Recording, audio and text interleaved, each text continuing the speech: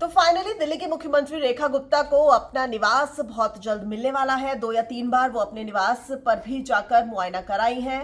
उनके निवास का नंबर होगा 8 राजनिवास मार्ग, जिसे व्हाइट टाउन भी कहा जाता है। व्हाइट टाउन इसलिए नहीं कहा जाता कि उसकी जो बाहरी जो दीवारें हैं वो सफेद कलर से उनका रंग रोगन है, बल्कि वहां पर जो रसूखदार लोग हैं या जो गोरे अफसर हैं वो रहते थे। बहुत समय पहले की बात है।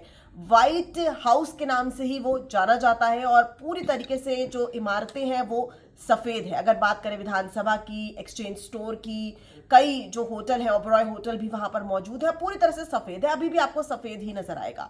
और जो मुख्यमंत्री को घर मिला है वो 8 राजनिवास मार्ग मिला है। उसमें 2 बंगले हैं, बंगला नंबर 1 और 2। एक लेन है, उसमें 4 बंगले हैं, तो 2 बंगले 1 और 2 नंबर ये मुख्यमंत्री रेखा गुप्ता ने उसको चुन लिया है और बहुत जल्द वो अब वहां पर शिफ्ट भी हो जाएंगी। एक बंगला पूरी तरीके से रेखा गुप्ता अपने रेजिडेंशियल के लिए रखेंगे और माना जा रहा है कि दूसरा बंगला जो है वो ऑफिशियल पर्पस के लिए रेखा गुप्ता जो है वो रखेगी। लेकिन बड़ी दिलचस्प कहानी है इस व्हाइट टाउन की।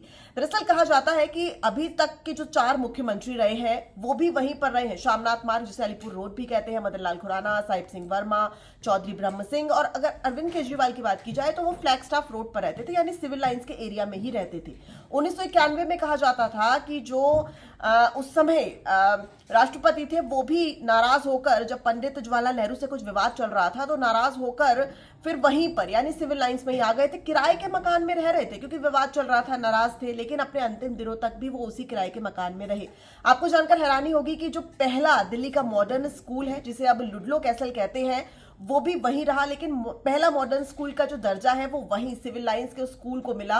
पहले वहां दिल्ली क्लब हुआ करता था। जवाहरलाल नेहरू का मैरिज रिसेप्शन जो है वो उसी दिल्ली क्लब में होता था, जिसे अब लुडलो कैसल कहते हैं। और ये भी बताया जाता है कि उस वक्त जो अमेरिका के राष्ट्रपति थे वो भी वहां पर मेहमान बन के आए थे। यानी कि जो सिविल लाइंस की खूबसूरती है वो कुछ ऐसी ही है और अब वो दिल्ली की मुख्यमंत्री रेखा गुप्ता का नया आवास भी होगा।